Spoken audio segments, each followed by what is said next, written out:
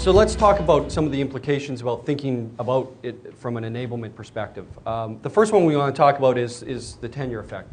How many people do employee surveys here? God bless you. The interesting thing I'm sure you all find is that employee attitudes tend to be the highest amongst newer employees. Then over time they slowly start taking a dip. And sometimes they'll have a little uptick for longer tenure employees.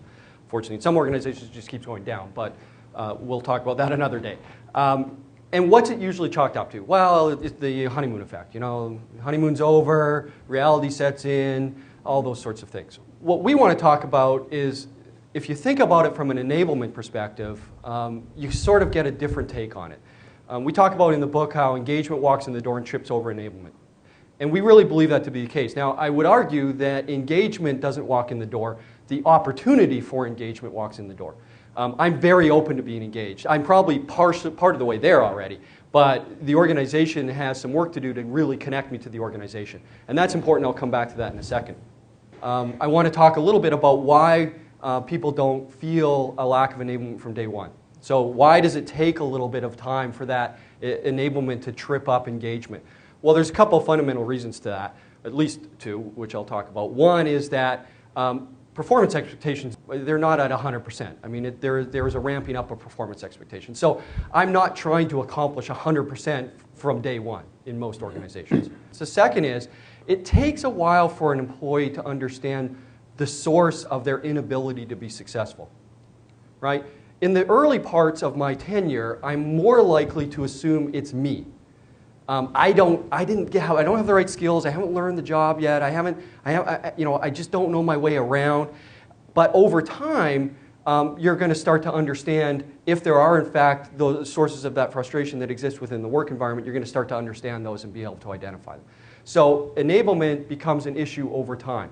Now, how have we tried to respond to this tenure effect? Well, the first one let's talk about is effective onboarding.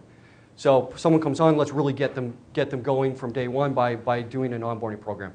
I would argue that onboarding is great to solidify the engagement relationship, right? So they come open to engagement. They come excited about the new opportunities. That's really your opportunity to connect them to the vision, the strategy, the goals of the organization, the culture of the organization. So that's a great opportunity to solidify engagement. Unfortunately, it doesn't do anything to solidify enablement, because enablement exists in the work environment. So there's nothing we can do from an onboarding perspective to address enablement. What's one of the other things that we've tried to do then with the tenure effect? Well, we don't want to disappoint you.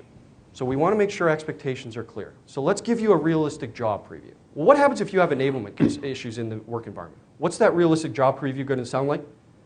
Mark, I just want you to know, we don't do a lot of things very well around here. You know, we don't train very well. We don't give you the resources you need. We probably won't tell you what you need to do. We're not very good at collaboration.